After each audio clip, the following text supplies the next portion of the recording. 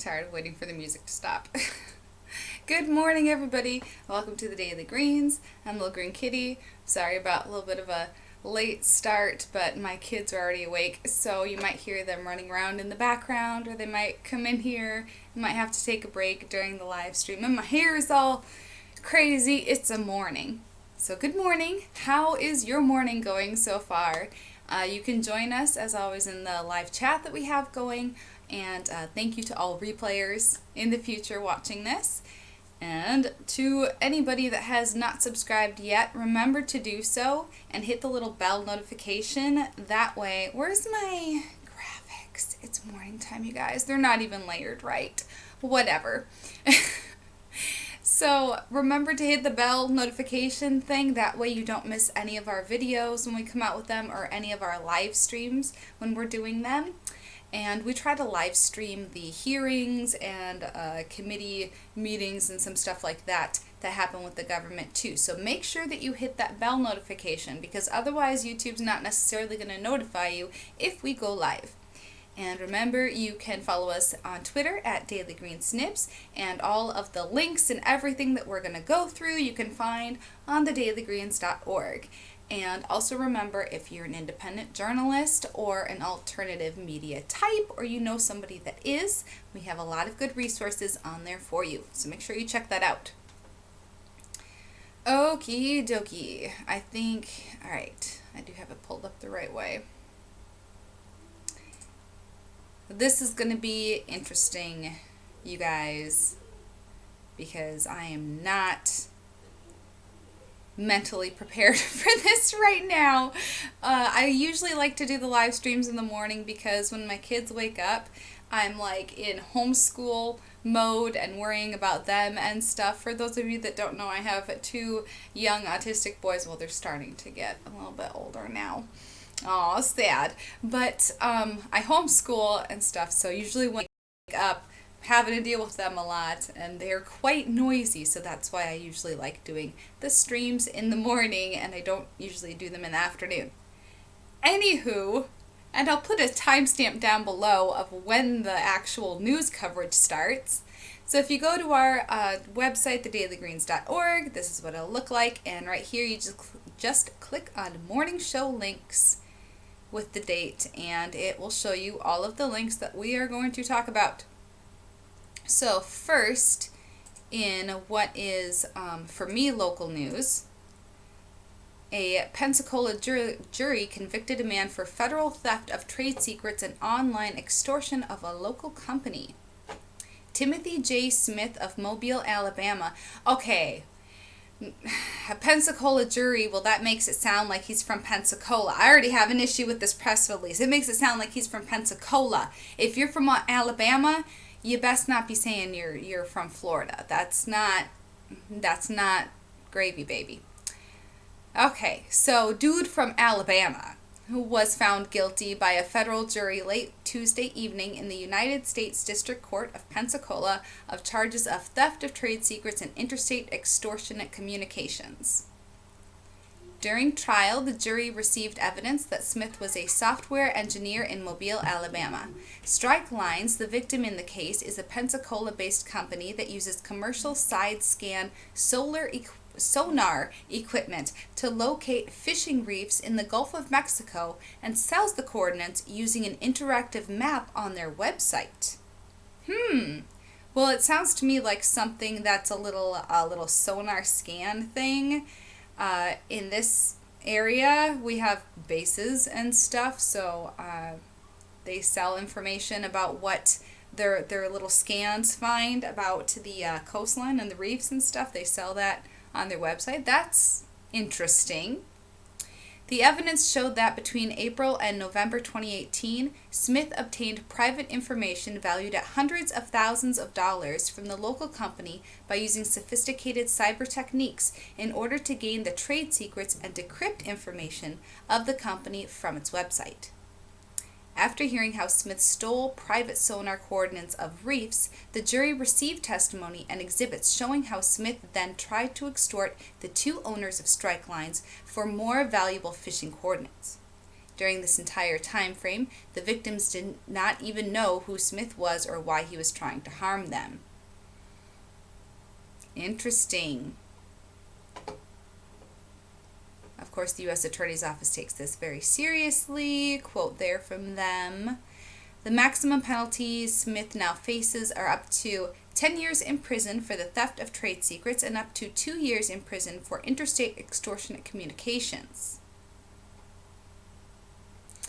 Very interesting. I'm very curious about that kind of equipment that he uses. I live in the panhandle of Florida, and we have Eglin Air Force Base here, and of course it's an Air Force base, but Florida is also situated in a way which it's easy to launch stuff into space from here. So there's a lot of bases. There's a lot of aircraft bases and naval bases and stuff like that. So I am very interested in all of the data that this guy might have been collecting. And also, I mean, they gotta immediately mention that he was convicted by a Pensacola jury. He's from Alabama. Anybody that is from Florida knows why I have an issue with that. Especially if you're from the Panhandle or like northern Florida, you know why I have an issue with that. So that's all I'm going to say about that. Okay. Next story. This one is about a Virginia man being indicted for attempting to provide material support to ISIS. The Department of Justice announced the indictment of Romeo Xavier Langhorne, 30, of Roanoke, Virginia, who has been charged with attempting to provide material support and resources to the Islamic State of Iraq and al-Sham or ISIS, a designated foreign terrorist organization. Langhorne was arrested in Roanoke on November 15th. According to an affidavit supporting the criminal complaint, Langhorne has been a follower of ISIS since 2014 and has recently publicly reaffirmed his support for ISIS. Beginning in February 2019, Langhorne began communicating with an undercover employee with the Federal Bureau of Investigation who was posing as someone working on behalf of ISIS. Okay, people, if we have learned anything from these press releases recently, it is that if you are trying to take part in any kind of terrorist thing or like selling government information, if you work for the FBI or the CIA and then you're trying to give other countries information, they know what you're doing. The FBI knows what you're doing. The person that you think that you're trying to sell stuff to or trying to work with is more than likely an agent. Okay? Can we just can y'all just learn this? Please.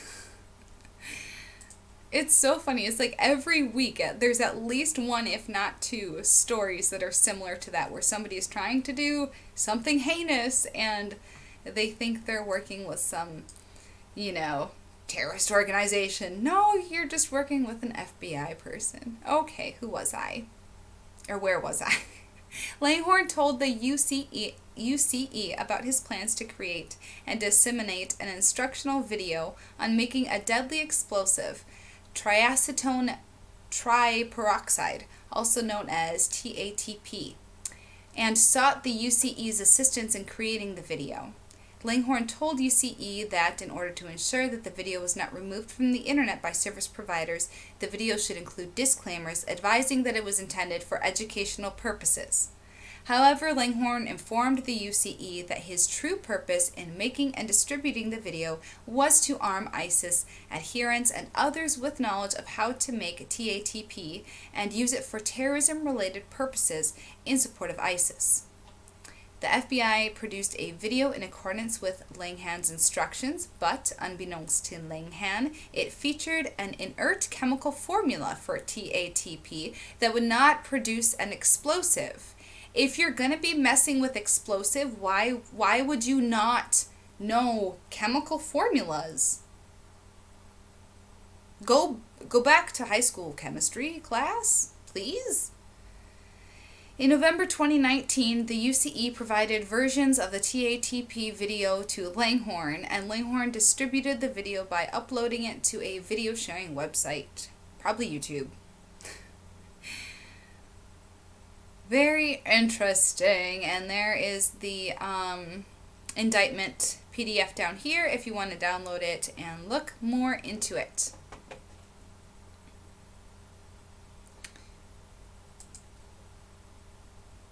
Okie dokie. And remember, if you have not subscribed yet, please do so. That way you don't miss any of our videos that we put out, because we try to tell other people about press releases that you guys can go and take and make your own content with.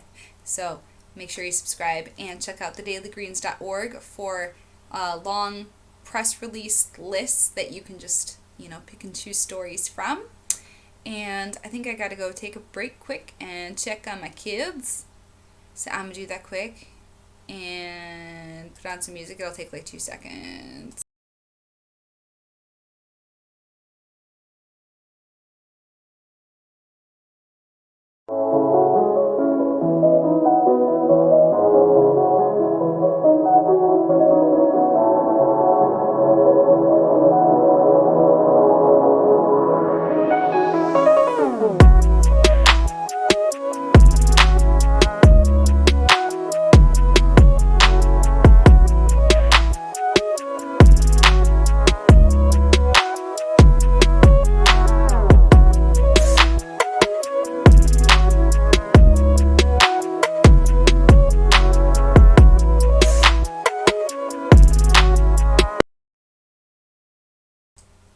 Yeah, okay, I'm back already. Okay, no wait, I gotta get back to, there we go, okay. Sorry, just have to, occasionally make sure that the children are not, I don't know, doing something horrible. They were very quiet. That's worrisome when you're a mother. Okie dokie. So the next story that I wanted to talk about, let me read through this first and then we will watch the video clip on it. Russian national charged with decade-long series of hacking and bank fraud offenses resulting in tens of millions in losses, and second Russian national charged with involvement in deployment of Bugat malware. I'm sorry if you can hear sirens in the background. There have been quite a few sirens going today, and my neighbor, I guess, is having health issues. They've had ambulances there quite a bit. So if the sirens get too close, I'll probably just put it on pause until they're all done with that. Okay. The United States of America, through its Departments of Justice and... Well, let me start over so I can do a better clip. I'm sorry, you guys. And it's not like I'm live streaming by myself anyway, so I'm just going to start over. Okay. Russian national charged with decade-long series of hacking and bank fraud offenses resulting in tens of millions in losses, and second Russian national charged with involvement in deployment of Bugat malware. The United States of America, through its Departments of Justice and State, and the United Kingdom, through its National Crime Agency, today announced the unsealing of criminal charges in Pittsburgh, Pennsylvania, and Lincoln, Nebraska, against Maxim V. Yukabets, aka online moniker Aqua, 32, of Moscow, Russia, related to two separate international computer hacking and bank fraud schemes spanning from May 2009 to the present. A second individual, Igor Turashev, 38, from Yashkar Ola, Russia, was also indicted in Pittsburgh for his role related to the Bugat malware conspiracy.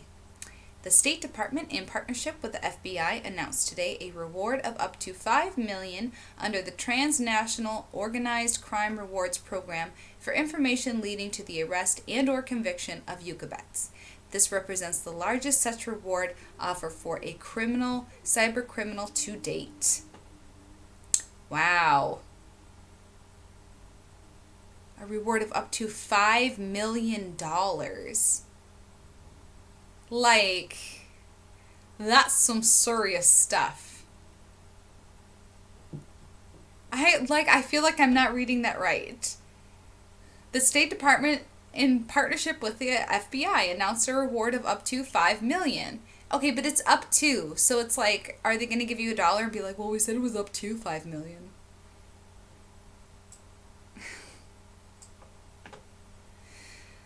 Maxim Yukabets allegedly has engaged in a decade-long cybercrime spree that deployed two of the most damaging pieces of financial malware ever used and resulted in tens of millions of dollars of losses to victims worldwide, said Assistant Attorney General Ben Zakowski. These two cases demonstrate our commitment to unmasking the perpetrators behind the world's most egregious cyber attacks. Turn off alarm, sorry. The assistance of our international partners, in particular the National Crime Agency of the United Kingdom, was crucial to our efforts to identify Yukabets and his co-conspirators. For over a decade, the Maxim and Igor led one of the most sophisticated transnational cybercrime syndicates around the world. Deploying Bugat malware, also known as Cryptex and Drydex, these cybercriminals targeted individuals and companies in western Pennsylvania and across the globe in one of the most widespread malware campaigns we have ever encountered. International cybercriminals who target Pennsylvania citizens and companies are no different than any other criminal. They will be investigated. The Zeus scheme was one of the most outrageous cybercrimes in history. Our identification of Yukabets as an actor who used the moniker Aqua in that scheme, as alleged in the complaint unsealed today, is a prime example of how we will pursue cybercriminals to the ends of justice, no matter how long it takes, by tracking their activity both online and off, and working with our international partners to expose their crimes. And of course, we have seen quite a bit recently about how that whole cloud thing that the government is doing, and the other, what was the term they used? They have incentives. They have incentivized for the states to create agencies that share information between each other more readily, and between all the different branches and everything more readily, which is great for, catching cyber criminals, but it's also really great for tracking everybody else. So, stuff to be aware of. It just keeps happening more and more, And this is, of course, how they justify all of that. I mean, of course, it's serious crimes. I don't want somebody attacking me with malware, but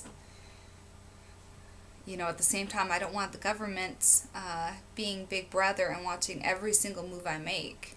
What's your opinion? Leave a comment down below and let me know what you think about this. Do you think that the sharing of data and information between the different government branches and the extra kind of supervision that these government branches are incentivizing the states and companies to do, is this a good thing? Is this a bad thing? How do you feel about maybe your own data being tracked? Something to think about. Let me know how you feel. You can let us know on Twitter too, or in the live chat that we have going. Let's see. There's a very long article on this, but so that this stream is not too long, I'm probably going to write my own article on this, so you can check out our website, thedailygreens.org. If you would like a shortened version of that, I will write an article on it later. And we will also watch the little video clip on it. And as always, you can check out our website for all of the links to the resources, the press releases, everything that we cover is on our website. So I wanted to show the video clip that went along with this.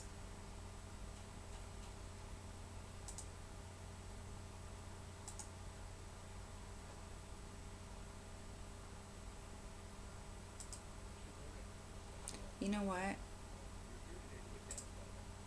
Charges against a Russian national whom the Department of Justice alleges is responsible for two of the worst computer hacking and bank fraud schemes of the past decade. The charges we're announcing today are merely allegations, and each of the defendants is presumed innocent until proven guilty beyond a reasonable doubt in a court of law. Maxim Yukabets of Moscow, Russia, has been indicted in Pittsburgh, Pennsylvania, for his alleged role as the leader of a cyber criminal gang responsible for the distribution of a multifunction malware package known as Bugat. Boogat was designed to automate the theft of confidential personal information and financial information, such as online banking credentials, from infected computers. Later versions of the malware, also known as Dridex, were designed with the added function of assisting in the installation of ransomware. Over the past decade, the Boogat malware facilitated the theft of millions of dollars from victims, some of which occurred as recently as May of this year. A second co-conspirator, Igor Turashev, also was indicted in Pittsburgh in connection with the Boogat scheme. Yakubets has also been charged in a criminal complaint in Lincoln, Nebraska, for his participation in a scheme to disseminate Zeus, a similar form of malware that was likewise used to empty out the financial accounts of its victims. According to the complaint, the deployment of Zeus resulted in a total attempted theft of around $220 million, with actual losses of an estimated $70 million from victims' bank accounts. Yakubets is a true 21st century criminal who, with the stroke of a key and the click of a mouse, committed cyber crimes across the globe. He's earned his place on the FBI's list of the world's most wanted cyber criminals. To that end, our colleagues from the State Department will have an announcement in a few minutes that will further our collective efforts to bring Yakubets to justice. A little bit of detail about the malware deployed by Yakubets and his co-conspirators. Both forms of the malware intercept passwords and other private information that can be used to conduct wire transfers. The malware then initiates or redirects wire transfers from victim bank accounts to foreign bank accounts controlled by the criminals. Because many of the victims of both Boogat and Zeus are small and mid-sized businesses, their accounts typically do not have the same legal protections afforded to consumer accounts, so some of the losses involved were particularly devastating. Yakubets and his co-conspirators did not discriminate either in their choice of targets. For example, the Nebraska complaint alleges that Yakubets was directly involved in the theft of tens of thousands of dollars from a religious order of Franciscan sisters. Yakubets and the members of his criminal network devised and implemented the kinds of criminal schemes so audacious and sophisticated that they would be difficult to imagine if they were not real. Sitting quietly at computer terminals far, far away, these cyber criminals allegedly stole tens of millions of dollars from unwitting members of our business, nonprofit, governmental, and religious communities. Each and every one of these computer intrusions was effectively a cyber-enabled bank robbery. We take crimes like this extremely seriously and will do everything in our power to hold these criminals accountable for their crimes. The Justice Department, federal prosecutors, FBI agents and analysts, and foreign law enforcement authorities in a number of different jurisdictions all work together to unmask Yakubets and his co-conspirators. The assistance provided by numerous private sector partners was likewise invaluable, but I also want to especially thank our foreign law enforcement partners who are on stage here today from the United Kingdom. The National Crime Agency and the Metropolitan Police Service of the UK conducted their own investigation into the harms that the Zeus and Boogat viruses caused to the UK victims.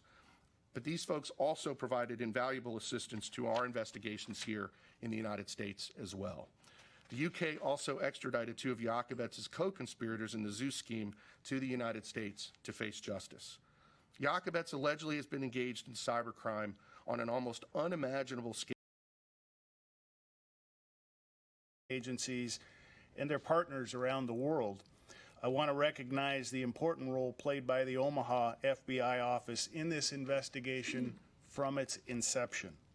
This is a great example of the ongoing teamwork of law enforcement in the international community and clearly demonstrates the resolve to hold these criminals accountable.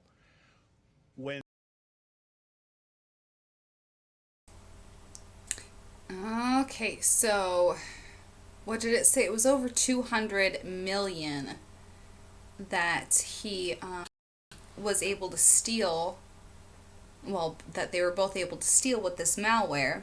And they did it by implanting malware on people's computers and devices, and then when you put in a password somewhere, then it's going to take the password and it's going to send it off to them, and then they get that to make financial transactions and get into your bank accounts. Is my thing working?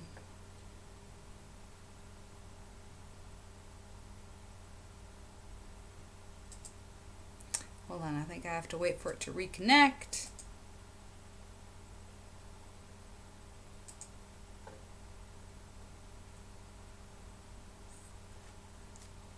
Okay, there we go. Maybe. There we go. Okay. All right. My computer's having a morning too, apparently. Is it? It's still crappy. Whatever. Hopefully it's at least still recording. Okay, so that's on the Russian stuff. Okay, and then the last story that I wanted to cover this morning is about a contract with a defense LLC scamming our military. Just straight up just scamming them. Okay, United States... excuse me, okay, I need some coffee. Is my stream even working?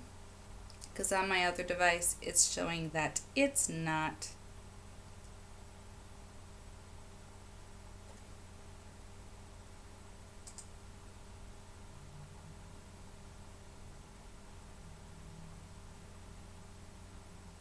I'm going to wait for a second to see if it catches up.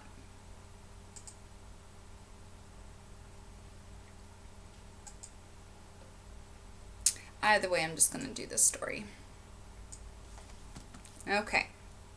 The United States joins suit against Navistar Defense LLC alleging false claims under Marine Corps contract.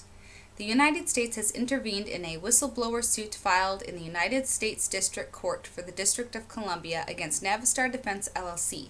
Navistar Defense manufactured armored vehicles for the United States military and is a subsidiary, it's hard for me to say, of Navistar International LLC, headquartered in Melrose Park, Illinois. The suit alleges that Navistar Defense violated the False Claims Act by submitting fraudulent invoices to support inflated prices for commercial parts under its contract to supply mine-resident ambush-protected vehicles. The Department of Justice will hold accountable those contractors who falsify information and thereby cause the military to pay inflated prices.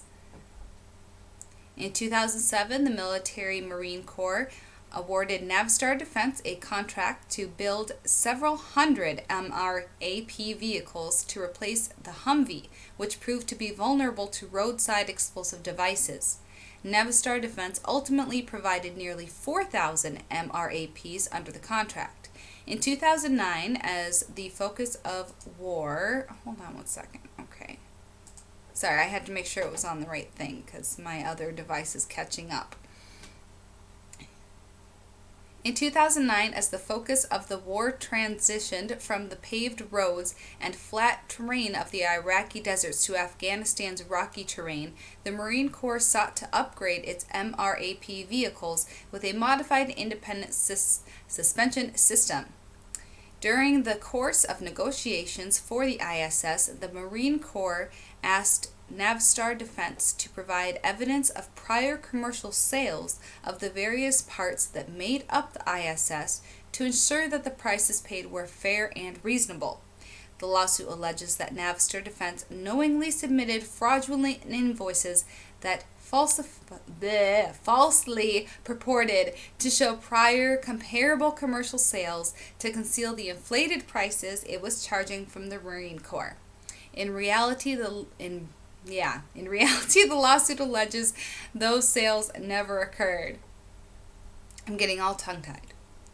The lawsuit was originally filed under the qui tam or whistleblower provisions of the False Claims Act by DeQuinn Burgess, a former government contract manager for Navistar Defense.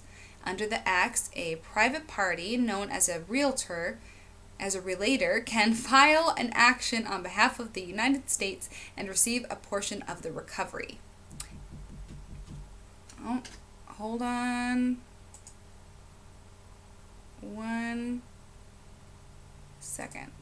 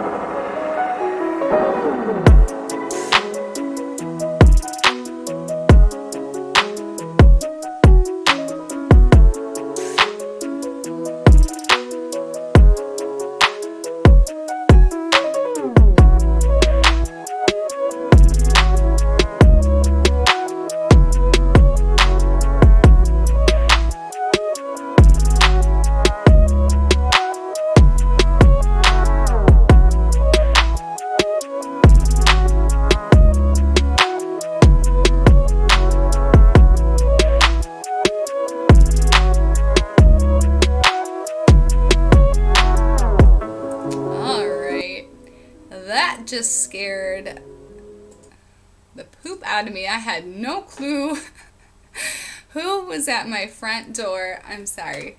My boyfriend stopped back by in his work vehicle. Oops. I'm doing stuff on my other device. He stopped by in his work vehicle, and I just saw like a big van thing drive by slowly, and then there was a knock at the door because the door is locked and everything, of course, because the kids are out there. I was like, oh my gosh, I had no clue who just pulled up into my driveway. All right, now where were we? The good thing about YouTube is that you can go back and edit the live streams down into smaller things. Well, I guess we were pretty much done with that story anyway. And now my kids are coming to ask me questions stuff. Go ahead, buddy. You can have that. Yeah, you had a question. You can have that. That's why I put it out there. Make sure you put the peel in the trash, please. I'm sorry.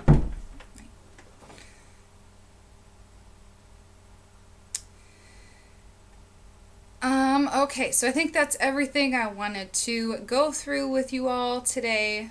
Thank you for sitting and joining me and putting up with the hecticness that is motherhood and trying to do this stuff independently at home, like with what you have and with the time you have. This is what happens. But because of that, that is part of the reason why we put out press releases for other people. That's why we try to help promote others and give them the resources that they need, because we know how hard it is, and it's really hard. So if you want good stories to cover, if you want things that the mainstream media hasn't been talking about, go ahead and check out our website, thedailygreens.org, and we put out big long press releases, lists. My kids are making a lot of noise now. On there, you can sign up for updates whenever we put out a new list on our website. All you have to do is right above the blog, you just put in your email address, and you can also become a member and chat with us in our forum thing, but you don't have to become a member to view any of the press releases or anything, of course. So, and my program is looking super laggy, so I'm going to turn this off now because it keeps freezing when I'm in the middle of saying something, and that's never attractive. So, thank you for watching, everybody. Please hit the thumbs up if you like this, or hit the thumbs down if you didn't like it. I understand. It's okay. I don't particularly like the hecticness of this either, but that's reality. This is real life. So, thank you, everybody, for joining me, and have a wonderful day. I will put on some more tunes, I guess. Well, we close out.